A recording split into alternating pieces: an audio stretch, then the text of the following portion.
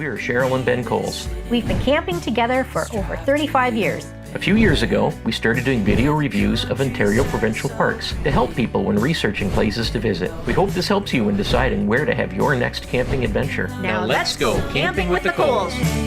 Baby, don't you understand that we only get one life? I wanna make it count, honey. Come on now and take my hand. Welcome back to Camping with the Coles. Thank you. This is part 2 of our Q&A. We have had a lot of questions from people, so thank you for all those questions. Unfortunately, we won't be able to get through all of them, but we'll do the best we can. And when you're watching this video, you'll see that there's a little bit of change in the video partway through, because a lot of these questions we answered in our last video when we did that recording, but I just edited them out because the video would have gone over an hour. So those that we answered, they're going to be in part of this video, and part of it is going to be us sitting here like this. So it's going to be 2 different dates that we're doing this video. Okay, so let's get into it. All right. Okay, again, you're going to ask questions for me, and I'm going to ask questions for you. I shall. Okay. So in a lot of cases, we have a lot of similar questions, so we're kind of just going to plunk them together to answer them. Yeah. So we don't have a million different answers. So this is the first batch. Hello, Coles family. Martin from Oakville is interested in learning about the research you conduct prior to selecting a park and its location. As well, question Carol from Ajax. How do you research the places to visit while on the way or while staying at a campground? You definitely find interesting side trips. And the third one related, Karen from Burleigh Falls. When you go on multiple stop trip like your Northern Loop, do you book all your sites before you leave? Just curious, heading north in July, ending at Sleeping Giant. Thanks. Okay, well, we can both answer this, but I'll start off and say that the research regarding the parks themselves, I do most of that. I go online. So when you see everything we say, how many sites are there, how many comfort stations are there, all that sort of stuff, I do all that research online. all the stats. I go to the reservations website. I go to the park website. I watch other YouTube videos, do all sorts of stuff like that, and Google the area.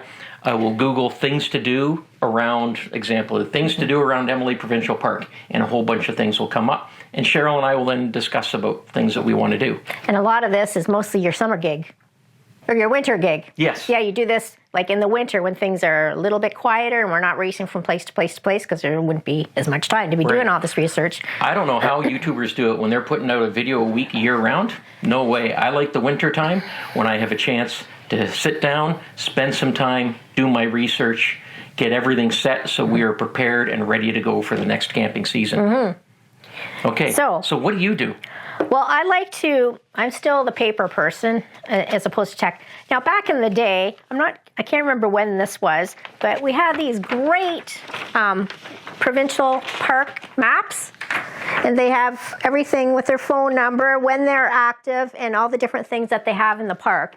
And when we're plotting our route, then it's easier just to look at the map and start going through it this way as opposed to, I don't know, online, I suppose. I just like having this in front of me instead. So this is like my camping Bible. But in more recent years, not real recent, but this one's a 2021, they shrunk them down, and then they got these little ones, but they're on both sides. Yeah. So I don't use this one as much, but it's handy to have. I wish they would still make these and bring them back, but it's probably a money thing that they don't have them. But yes, so this is like, I have this, yes. You've been through a couple of those. Yeah. And you've worn them out. Oh, yeah. Yeah, my other one's like all ripping apart. It's so used. Yeah. In case you didn't realize, Cheryl and I are very different people. Cheryl is We say this every day. Old school paper. Yeah. What's wrong with that? I have my sticky notes all over the place. I don't really look at that map at all, because you can just bring it up on the website and look at it. No, I like to have the big thing. I put it out on the whole table, and then I can just like touch it and like, oh yeah, from here to here to here. Yep. Yeah, much easier. Very different people. We're very different people. But yeah, so that's how we do it. And we try when the question about do we book parks in advance and stuff. Yes, we always book parks in advance. Yes, provincial always. parks, we're always there 5 months before the day Just that like we want everybody to arrive. else. For national parks and conservation areas, they will tell you, they'll give a date that the park opens for reservations, or the reservation site opens.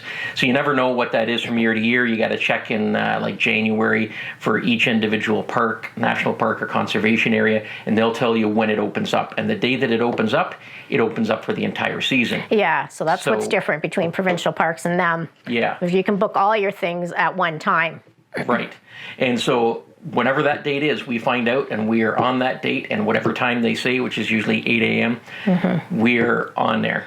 Provincial parks at 7 a.m. And in the event that we don't get a site, we put on the notification button. Notify me. Yeah, notify me, and hopefully something comes up. But yeah, we don't, unless we really have to, we don't leave it to as we're driving along, because you're not guaranteed, especially if you're up north. There's not a whole lot of places you can detour to if you don't get a spot. So you want to kind of have a guarantee of where you're going to sleep for the night. Yeah. Question from Paul and Carolyn from Cambridge. I wanted to ask you a question about your TPMS. How the signal got sent to your new truck display, or is it a separate display? Yeah, we mentioned that in the Bronte Creek video in the Tire Blue. The TPMS is tire pressure monitoring system, and we have a Tire Minder solar-powered trailer tire pressure monitoring system, and I love it. But it is not tied into the truck. It is a completely separate system. So yeah, I've got the screen on the truck, and it gives me the TPMS for the truck tires itself. But the trailer tires, it's a separate system. It has a signaling device that goes on each of the valve stems of the 4 tires. So you take off the little black cap, you put on the sensor you screw it on there. And then there is a signal booster that you attach at the front of the trailer to your trailer battery, and that helps boost the signal up to the truck, where you've got your monitor inside the truck, and it's powered. You attach it to your windshield, and it has a little solar panel on the back, so the sun comes in on the windshield and powers it up. It'll tell you the tire pressure and the temperature in each of the tires. When the pressure or the temperature goes out of the set range, then it alarms to let you know. And it is invaluable. We had it happen on our way up near Weber's. Algonquin, yep. As we were going up to Algonquin, it happened, it alarmed, and then I saw the tire pressure going down rather quickly. But it was great because it told us about it before we had a full-on blowout. We were able to pull into a Tim Hortons lot, and before the tire was completely deflated, and before we actually had a blowout and there's pieces of tire everywhere and damage that could be caused. So that was awesome. In this case for Bronte Creek, we just had a catastrophic failure where the tire just blew, and I heard it and then didn't know what it was immediately, but then the alarm was sounding for the TPMS, and I could look at it and I could see it was the front right tire that had blown. It showed me that on the screen, so it is invaluable. It's a very good, if you're going to get something, safety feature for your trailer, if it doesn't already have it, get it. Yeah, absolutely. Great peace of mind from that. Next. My turn. Okay, how about question from Dave and Donna from Hamilton. What are your thoughts on using cruise control when towing? Yeah, that's another one for me. Yes. I will use cruise control when towing when the roads are relatively flat and dry. It's easy. It does okay for gas mileage when you do that. And when you're doing a long trip, it's just easier when you don't have to be working the gas and brake all the time. We have adaptive cruise control too, so we'll stay an equal distance to the person in front of us, so it's good. But only when it's flat and dry. If it's hilly or it's slippery in any way, I definitely do not use the cruise control. When I got this new truck, I tried using the cruise controls. I'd never had adaptive cruise control before. I tried using the cruise control on it when we were on Airport Road, heading up north, and it's very hilly. Very hilly. And I hated it because it accelerates at times, like as it's going uphill, the engine just roars, the RPMs go way up, and you're just reaching the peak of the hill where you'd normally let off on the gas, it's still roaring right over the peak of the hill. And then going down the hill, it starts applying the truck brakes, it starts applying the trailer brakes. I don't want it to be applying brakes. And then when you get near the bottom of the hill, when I'd like to, give it a little bit more gas to help it get up the next hill, it's still braking all the way down to the bottom. So it doesn't do it properly at all. So definitely it's no good on hills. And slippery, well, that's just self-explanatory. You don't want to be having it give gas automatically without you feeling it and stuff in slippery conditions. So yeah, I know a lot of people will never use cruise control when towing. To me, that's a little extreme. We use it when the conditions are ideal. You're a cruise control kind of guy. I am. Yeah. You never use cruise control. I like to have more control of the vehicle. Some control issues, yeah. Alrighty. Shall I ask you something? Oh, okay. How about Allison from Guelph? I remember you said you used to go backcountry camping. Where did you go? How long did you trek? Did you know there's a spot in Algonquin in backcountry you can actually bring a trailer? At least there was once upon a time. I did not know about that. No. We'll answer the last part of that first. No, we didn't know about that. Please do tell. Yes. For the rest of the question, it's been decades since we've done the backcountry camping. It's been a long time. We started doing it before we had kids, and then we continued doing it with kids. All three of our kids have been backcountry camping with us. Yep. We did several trips in Algonquin Park. I think we usually started at Tim Lake, and we go out from there. Those trips were usually around 4 days, but we've done trips up to 7. We did a few in Algonquin, we did a few in Killarney. We did one that was, this is before kids, we had 6 Mile Lake that went and took us up around to McRae Lake. And I know you don't even remember that one at all. No, my brain, yeah. And we did one up. Esker Lake? Yeah, up near Esker Lakes. Well, or is it Temagami? I don't know, it's up in that area, but it's a fog because it was so long ago. But yeah, we usually did. Jamie will know. Yeah, like 4 to 7 nights. And that's what we did back then. But we don't have a lot of pictures. We have no video from it. It was that long ago. Yeah, and our memories are a little foggy now. I think there was a question regarding any memorable tenting trips, or what were our favorite. Well, I can't remember, so I can't answer that question. But a memorable one was our bear incident at Killarney, and that was with Jamie and Kelly and the kids. Backcountry camping. Yeah. So I remember we were sitting there having dinner, and sitting on the rocks and log, and we're eating dinner. And our son Brian just kind of looks up and says, "A bear." And we're like, "Yeah, okay." And then we look, oh my God, there's a bear and a baby bear walking towards us. Yeah. And so I'm jumping up to grab a camera, and Jamie, who had a calmer head, he jumps up and starts grabbing pots and starts banging the pots together to scare the bear away. Yes. Yeah. And then, long story short, there was other campers experiencing these bear incidences, and they all ended up at our site. So we were well over the limit of campers on our site. One was a group that came from New York State, and I think they were inner city kids.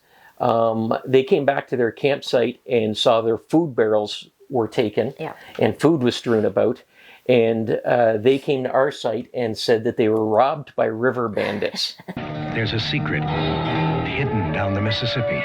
Couldn't hardly believe how much money them boys robbed. So that's what they believed, they were robbed by river bandits. So Jamie and I went over there, and clearly they had black bears in their site. The bear-proof containers they had were just buckets with lids that the bears just popped open. You could see the claw marks, you could see the bite marks. We followed the bear tracks into the woods. We found one of the buckets there with the food strewn all over the place. So they were quite terrified. They stayed at our site, and we had another couple that stayed at our site. Yes. Yeah. We had. Yeah. And luckily, as I do pack in Cheryl fashion, which is a lot, I was able to feed them all. I had some extra food I was able to share. I think we had 18 people on our site. You can only have, I think, 9. Yeah. Yeah. So. Yeah. And then the very next day, we canoed out of that lake into another lake. We went to a next campsite, And as we there were they pulling were, up the there, bears again. yep, and there was a mama bear and 2 little baby bears climbing up They a were tree. very cute, but we just kept paddling and ended that trip early. And after that, we found out they closed those campsites down Yeah. because, At both of those lakes, they closed them down because of the bears. yeah. But it was fun. Yeah. Here's Mary from Porcupine. What is your favorite RV or camping gear that you can't leave home without? Do you have a camping checklist? I'll start with the camping checklist. I've got an extensive camping checklist that I've had, but obviously for axle incident reasons, we've had to narrow that list down. But if you would like to see the full list, it will be in the description link below. Well, it's actually on our website, campingwiththecoles.ca. Oh, okay. Well, Yeah. that's even better. And you can download it there. Yeah, so you don't have to have it all, but just things that you can, check off. And, oh, yeah, I didn't think of that. That sort of thing. Yeah. But anyway, there's a couple things that I can't leave home without. My ice machine. Your ice machine. You love that My ice machine. glamping item. And my bike. Oh, yeah. It's the only time my bike is camping. And because we do so much in a short amount of time, we can race around on our bikes and get things done. Yeah. And I love the wind blowing in my hair when I'm biking. One of the big things for me is just a simple thing. It's a headlamp. Oh, yeah. I Yeah. love having the headlamp. Put that on. My hands are free. If you're eating outside, if you're working on anything, hands free, good Yeah. light. Yeah, the headlights. Your hands are awesome. always full, especially when you're working on stuff or whatever. Yep. I do have a lot of other things, but those are, We have a video things. out from, 4 or 5 years ago, our favorite camping items. yeah, was that from you, Lake? I'm not sure. We were at Canis Bay when we did that video. Okay. Yeah, So and we went have a through lot of bunch things in there Yeah. if you want to check that out. Jane and Archie from Kingston. Can we have Cheryl do all fish roll calls for every park, even if there are no fish at the park? I don't know why, but I completely agree. We should have Cheryl do all the fish roll calls from every park. we've been doing this for 7 seasons now, and I still can't get it. So there's no hope for me. We had it. So Cheryl always does it, and sometimes it takes a few takes to get it. She has trouble remembering the fish species, and the one time we did it, I believe we were at Restoule. We were trying to do it, and you did like 4 or 5 takes, and you just couldn't get it, and then you're getting frustrated, and then you said, "I got to go to the bathroom." And so you ran away and went to the bathroom, and I'm just waiting, going, "Oh my gosh, it's like 3 fish." And you did it. And so then I just put the camera at me and I did it. And for the video, I just put it in with me doing it. Well, we got comments. People saying, "Hey, why isn't Cheryl doing the fish? Why is Ben doing the fish? We want Cheryl doing the fish." So from that moment on, I decided, okay, that's it. I'm not doing the fish anymore. It's always going to be Cheryl doing the fish. The And torture of the it good all. thing is it always makes good bloopers for us. It does. It happens every time. There's just something in your 99%. brain that can't get fish species. There's a lot of stuff that my brain can't get. But anyway, I will continue to do the fish. Yes. Yes. Okay, question from Oliver from Coburg. Will you guys ever visit the extremely northern parks like Fushimi Lake? Well, yes, we're actually looking at doing some more this season coming up, right? But we won't say that until we've got our itinerary fully set. No, but Fushimi Lake is part of the Boreal route. Oh, yeah. And we've done like half of the Boreal route just a few months ago. And we definitely expect to do the second half of the Boreal route at some point. I'm not sure exactly when. It won't be this season, though. No, but we are going to do some even northern parks this season. And we're still Fingers working crossed. that out. And we haven't booked anything yet. Yes. So, yes. Okay. Another question for you, Cheryl. All right. Sam from Thunder Bay. Okay. Whoop. Hello, Sam. You got to flip this page here. And the question is, if you don't want to replace your existing trailer, would you consider renting other types of trailers to review the experience in a Class C, etc.? And there's another question similar to this, Liz from Cambridge. Have you guys ever considered downsizing to camper vans or Class B RVs, especially now being almost empty nesters? Okay, so I would love the idea, well, you would too, of trying out all different kinds of different RVs, A, B, C, other travel trailers, right? Yeah. It's like when you buy a car, you test drive it before you buy it because it's a big investment. So I think that would be an awesome idea. I know we would definitely like to try that, and we've been toying with the idea. Maybe we would rent something different just for a different experience. It kind of lit a fire under us a little bit when we took the Citation Reward travel trailer out, the one that you can win, because that was a new experience. There's a lot of work getting it ready, but we enjoyed that, and it would be fun to take out other travel trailers and other classes. It'd be very challenging for me. Especially motorhomes. That would be fun. Yes. A, Bs, and Cs. Yes. Now, if anybody knows a dealership or something that would like to give us some RVs to take out for some drives and some reviews, we'd have open ears for that. But I don't think we would downsize. No. But never say never, but I don't think so. We are happy with our 25-foot or box trailer. Yeah, I think I could see 23 feet, but I don't see any smaller than that. And definitely don't want to go any bigger than 25. Because we still like the walk-around bed, the trifold sofa, the booth dinette. So to get all that, you have to have that size, like what we have. Right. Right? Okay. Okay, this is for you. Dave and Ingrid of Strathroy, Ontario. Have you ever thought of releasing your top 10 sites with numbers included and reasons why? Oh, yeah, they wrote the site number there. Okay. Like site blank at Hog Lake. I better not say it because we'll have a lot of mad people. Good. I don't think we are ever going to do that, mostly because when we go to a campground, we only truly know the site that we're on. The site that we're on, we can say if it's good or bad, how close the fire pit is, how level it is, the type of ground surface it is it waterfront, stuff like that. We do go around to the rest of the campground, but we're not like walking into every site and having a look at it. So we're just whizzing past on our bicycles usually. So we really can't give an opinion as to what the best sites would be in the park. So that's why we don't do that. We show you sites, and it's your opinion as to what you think of them. That's it. That's it. Okay. Okay, this is Joel from Kawartha. What is the top 3 well-facilitated best Ontario provincial parks with less than 150 campsites? Looking for a quiet park with excellent facilities. Okay, so there's not a whole lot under 150, but there are some. So we're top 3. And so the 3 that I picked. I agree with you. Okay, you agree with me. Yes. Okay. May not be, other people will probably have different choices or preferences, which is fine, but the ones that I picked are... First of all, I'd like to point out, she's got it on a piece of paper, all handwritten, where I have everything written out and color-coded. So, okay, go ahead, Cheryl. I'm an avid pen and paper person. Okay, Lake St. Peter, which is by Algonquin, northeast or southeast of Algonquin. The great thing about Lake St. Peter is... I can look on my map. It's you don't have to look in your map now. Okay. A great thing about Lake St. Peter is it is so close to Algonquin Park, and if you got your perfect for pass, day trips. Yeah, you can do day trips into Algonquin, so that's ideal. Yeah, so there's 66 sites, 44 electric and 22 non-electric, but the only kibosh is it doesn't accommodate large trailers very well.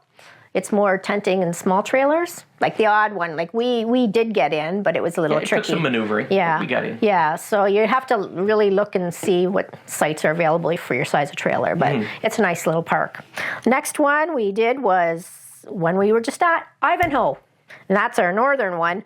52 electric and 41 non-electric sites, and that one was good for large trailers. Oh, yeah. There was a lot of spots. You could have any size trailer there. You could have a great big Class A motorhome. Yeah, we really enjoyed that park too. It wasn't loud and boisterous at all. It was nice and quiet.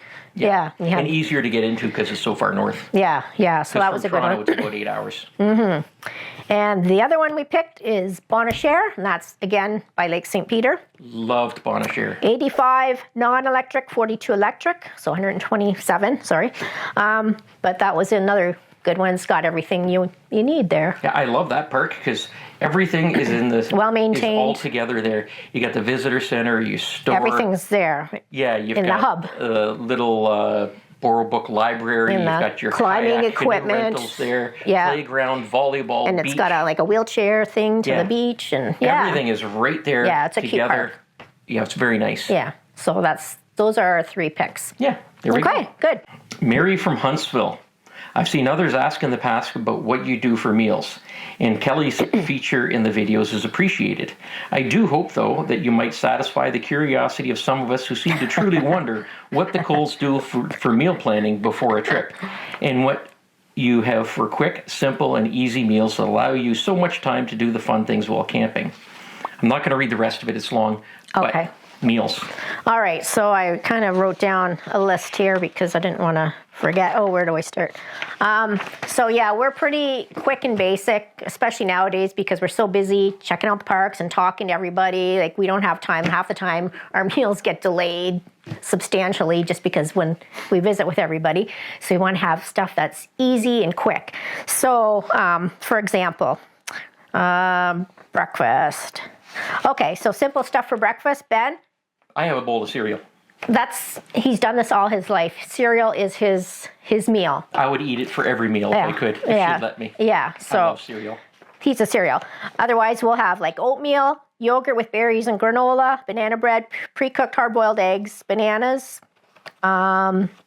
anything quick and simple like that. For lunch, it's short and quick too. We usually just have like nachos, salsa, charcuterie type food, cheese, crackers, deli meats, grilled cheese, soups. A lot of times peanut butter and jam on the move. Well, when we're going for a long hike or something, we don't have time for lunch, we'll just kind of take that with some fruit. Pre-sliced veggies, I do a lot of pre-prepping with all the veggies and wash them, cut them up. Same with celery, carrots, and cucumber with every meal. With peppers every meal. Okay. Well, you wouldn't eat them otherwise, so they have to be ready to go. What do they say? Yeah, pre-sliced veggies. We do wraps as well. Like, you can do like cream cheese with whatever meat and roll it up, or PB&J and wraps with like bananas and strawberries and peanut butter or something. We do it with our leftovers too. If we had chicken the night before or something, Yeah. we'll have leftover chicken, put it in salad, a wrap. like Caesar salad in it Yeah, or and something. Caesar salad in the wrap. The thing about tortillas is they last longer than bread and they take up less space. So tortillas are usually a pretty good thing to. You can even They make pack pizzas up with pretty them. nice too for Yeah. when we go on a hike. Yeah, so they don't take up much room. Like tuna tins and crackers. If we have well, you don't like potato salad, I do, but the prepackaged ones you get, sometimes I like to bring that because then I can eat my potato salad. And I'll maybe bring a pasta one for you, or a noodle one or something. Those little ones that you can get in the You store. always take good care of me. Yeah, whatever. Anyway, and for dinner, tinfoil dinners, which we usually do. I do the sliced potatoes and ham. Put them. We would do them normally in the fire pit, but a lot of times we don't have wood to make a fire, so we'll just throw them on the barbecue. And then I'll just have it with pineapple and canned. I like French style beans, so I always make those with it. Technically, you would put corn in with it, but I don't feel the corn happening anymore. So the French style I beans. always get corn with it. I know, but it's like I don't really like it anymore with that, so I changed it up. And a slice of pineapple. Yeah. Yeah. Chicken and potatoes. Usually salad. I'll maybe pre-rip up the salad. That way I'm not wasting time and wasting water rinsing it and stuff. So I try and get all that stuff pre-done. Potato skins. Oh, the ones you buy, the frozen potato skins. A lot of frozen stuff too. Some pasta, or those shrimp and rice ones. Those are new this year for me. The ones I got from Costco. Those are really good. You just fry that up? Yeah, throw it in the Easy. fry pan. Yeah, yum. Pie irons, especially with the kids, that's one of their favorites. Pie iron pizzas. Yeah, so, we use bread for that, but then all your fixings in the middle. Burgers, beans and weenies, taco salad. You just pre-do the ground beef at home, stick it in the freezer, and you can make like tacos or like rice with ground beef and shredded cheese and lettuce, that sort of thing. Nachos. Ground beef. Yeah, whatever. Bacon, we do a lot of breakfast for dinner, so like bacon and eggs or Love breakfast for pancakes. dinner. Yeah, that's a thing, so we have more time at dinner time. Well, not always, but it's... And a lot of times when we first get to a campground for dinner, what do we do that night? Oh, like... BLT, toasted BLT. Or like pastrami sandwiches. Yeah. Toasted pastrami sandwiches, just something quick like that. Mm-hmm. And then I always like to have like a pack of spaghetti and sauce as a backup, or some of those freeze-dried meals that you just add water to as a backup, because sometimes something happens and whatever. It's nice to have extra. And then a big thing we have in the evening is our campfire popcorn. Nothing better than campfire popcorn. Yeah, that's our highlight. Along with, we can do the pies, with the fruit filling in the pie irons, and s'mores, and yeah. So that about covers our meals. For Ben. Elva from Kitchener. One question for Jax. Oh, he's not even here. Has Jax ever been bitten by a tick? How do you usually protect him from that? Also, are there any other things I should be careful about when camping with a puppy? Thanks so much. Okay. Jax has never been bit by a tick yet. We've seen ticks on him that are just walking around, and we've picked them off of him. He's got a really thick, curly coat. Yeah, so. it's good that way. Yeah. We protect him by using an oral Simparica. drug, Simparica Trio, and it's a once a month chewable tablet. Yep. So make sure you start that soon. Yeah, it and should with be that- technically all year, but we do it like April or October, I think. And with that, when he eats it, it then goes throughout his bloodstream. So when a tick will still bite and will still embed in there, and as the tick is sucking on his blood, it is going to be taking in the poison, and it's going to kill the tick and make it drop off. Our previous dog, Kingston. Oh, he had a lot. There was one trip that we did at Pinery a few years ago. We forgot to his. Simparica Trio. Yeah. We forgot to give him that, and we found 30 ticks on him that weekend. Oh yeah, they were all embedded on sucked him. in there. And Cheryl has become a professional. Well, she's a nurse, so she has experience with stuff. Not with and dogs. she became a professional at pulling out the Oh yeah, ticks. it was just like popping those dandelions. You pop, pop. Yeah, and you hear the hear it. Yeah, so that was a nice sound to hear, because then you got the whole thing out. And all she's using is a set of tweezers. You can get a tick key. We have a couple of those. Yep. I found they have to be bigger ticks to use those. Just a pair of tweezers, any size tick, and as long as you just get in Get there, in the base, dig in, straight right by down, the head, straight out. Yeah. right, pull straight out, then you should be good. So yeah, and just check your dogs and yourself daily when you're camping, especially if you're in the more prone areas for ticks. So, like people, try to keep your dogs out of the long grass areas. And rolls around the sites, usually around the sites, especially at a park like Pinery, there's longish grass all around the sites. Try to keep the animals on the short grass area. Which EMS unit do you use? And if you had to purchase a new unit, which one would you select? Thank you. Okay, well, we use the Camco Power Grip 30 amp RV circuit analyzer, and it's just a surge protector. I do want to upgrade from that to an EMS, which is an electrical management system.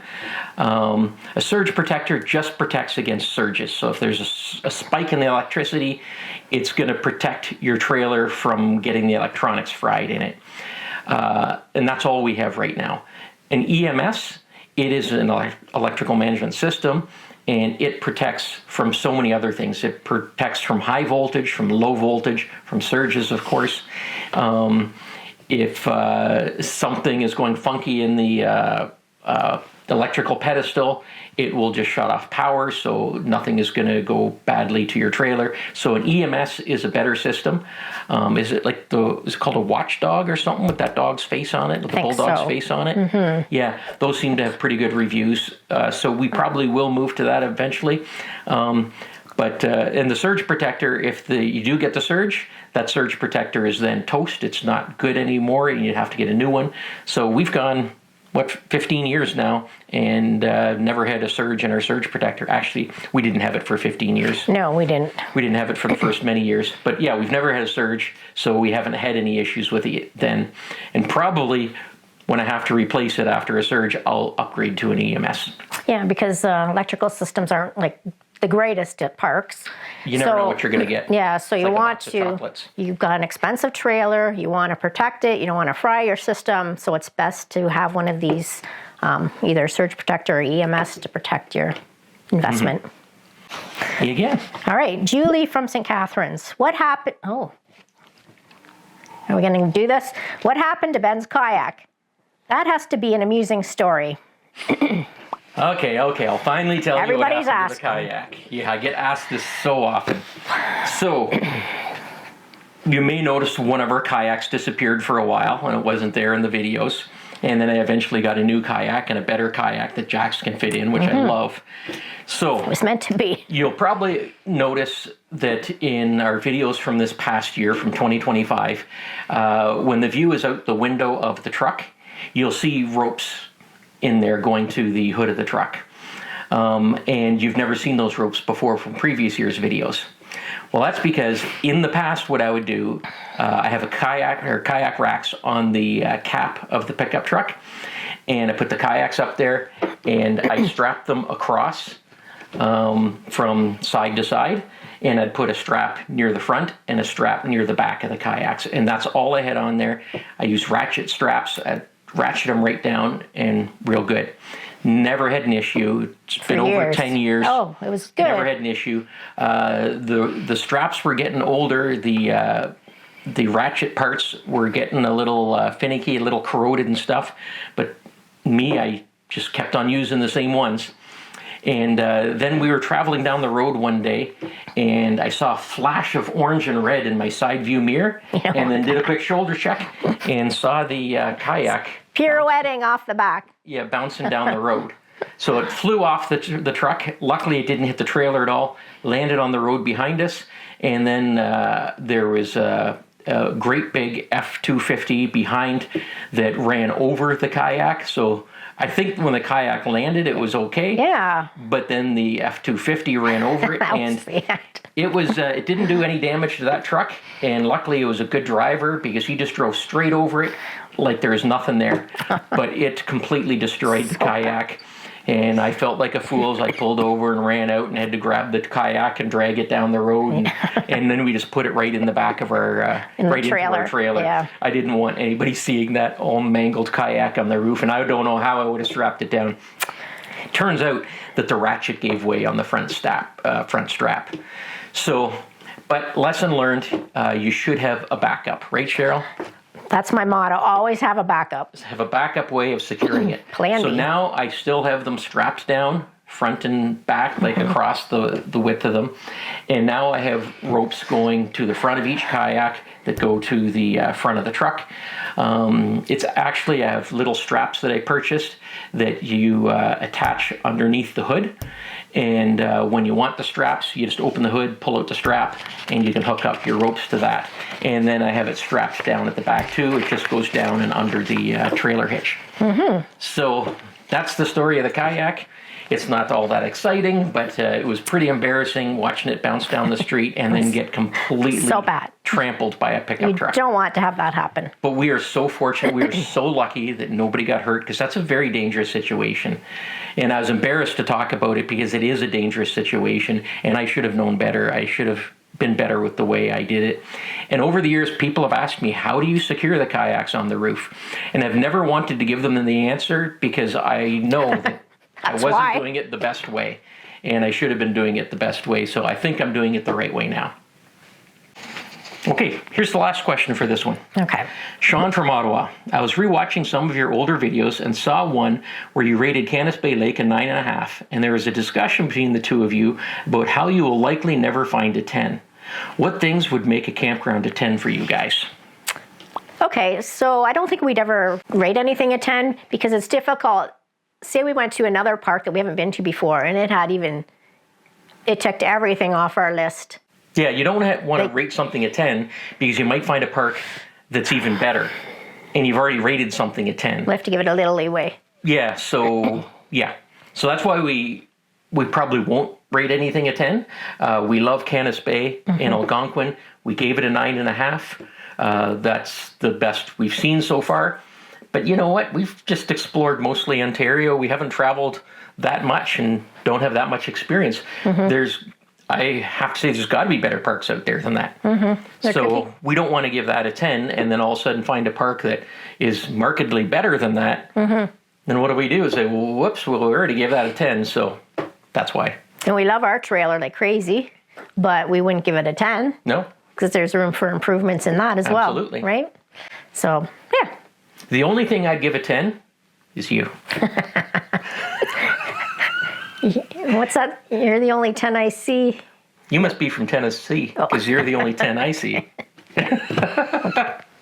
Okay, enough of the mushy stuff. That's it, folks. Yeah, that is it. So, who knows? If you have more questions for us, you can ask us. We don't have any plans for another Q&A for a while, but I'm sure we'll do more of these down the road. And thank you so much for giving us your questions. We enjoy doing this, and hope you got something out of it. If you have any opinions on the stuff we talked about, put them down in the comments below. We'd love to hear from you. Thanks. See you later. Bye. Here we are at Marie Louise Lake, and there's fishing here. Perch, pickerel, and Pike, Oh, perch, pickerel, and bass. in Marie Louise Lake we have perch, pickerel, Pike pike. and bass. Okay, here we are at Marie. Oh, Here we are. okay. Marie Louise. Marie. In Marie Louise Lake. Okay. In Marie Louise Lake we have perch, pickerel, and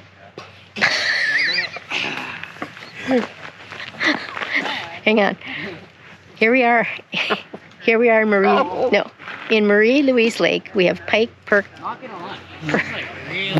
There's fishing in Marie Louise Lake. Pike,